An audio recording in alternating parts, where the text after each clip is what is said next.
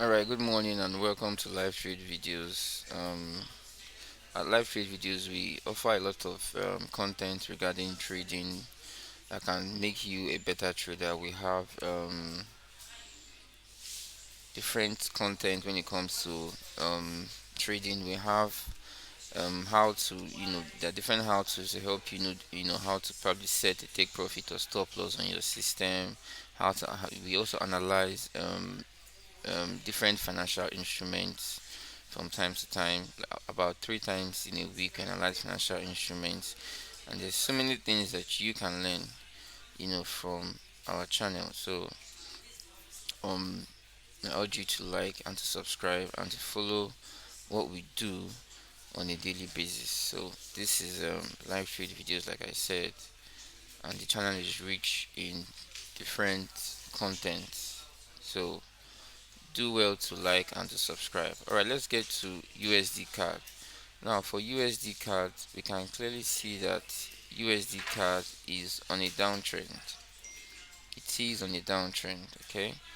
It is on a downtrend. So when you're on a downtrend, you're looking for sales. And on my RSI is below 50. As you can see, my RSI has been below 50 for a long time, which has also coincided with how with this instrument selling. It has been selling for a long time, but it seems to have gotten to this strong support here, this strong support region here, which is like I think somewhere around here as well. So it has gotten to that strong support region, and it's probably looking it's either it breaks this support and keeps going down, or it starts to trade to the upside. So for USD card, my preference for the moment is a sell, because like I said, the trend is a downtrend, right?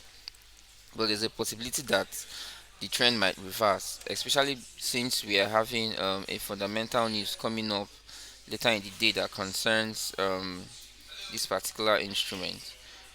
You see, we have a news by after by 11, where the Bank of Canada the governor of the Bank of Canada is going to be speaking, and that news is going to have is a high impact news, and it's going to have an effect on the Canadian dollar. So you should watch out for 11. You know, this instrument might be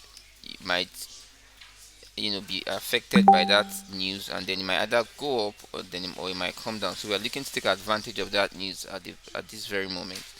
Right now, price is currently trying to push up and see if it can break this verified resistance. So if a bullish candle is able to break above this verified resistance and then close above it, not just break but break and close, if it's able to break and close above the verified resistance, then you want to place a buy on the next candle, and look to take your profit around this at this resistance here. Remember, after the candle has broken and closed above it, you want to wait for some bullish pressure. You want to wait for some bullish what pressure. You want to see if the next candle is pushing up, and then you want to take advantage. But it should likely push up, even though there might be some initial rejections. But at the end of the day, it should push up and get to this weak resistance, right? Now for my bearish preference, let me remember, we always need to know these price levels. You need to mark these price levels on your chart. You need to mark these price levels. Mark them on your chart. That's why I am zooming in, so that you can mark it on your chart, so that you know, okay, if price is getting above this place, this is what I should be doing. Now for the sell, you are looking at price breaking. Now there are two things that can happen.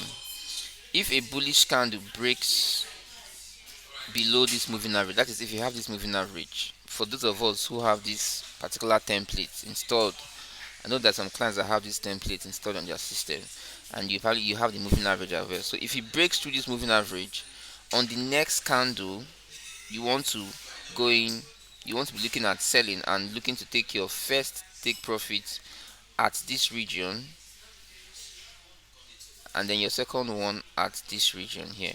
But for those of us who don't have this template, we might have to wait for price to break this particular region, So if a bearish candle can break and close below this support, mark the number there. Mark the number there. If a bearish candle can break and close below this support, then on the next candle you want to look at entering your sell. Remember, we are entering our trades on the 15 minutes, so you want to look out for some bearish pressure, then get in on that sell and take your profits at this week support.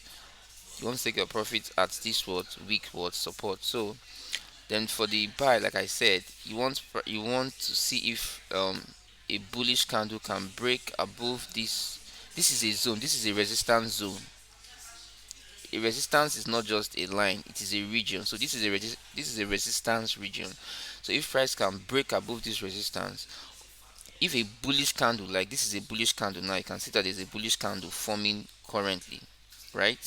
So if a bullish candle can break above it, on the next candle you want to wait for some some bullish pressure. You want to see if the candle is pushing up, like this one is pushing up, and then you want to enter in on that buy and look to take your profit at this weak resistance. Remember, you don't have to wait for price to go all the way there. Once you're satisfied with the amount of money you have, you can um leave the trade, okay, or you can close your trade. So that is my take for USD CAD. Remember, I said we are having some fundamentals by after 11 later today, so you should watch out for that and try and take advantage.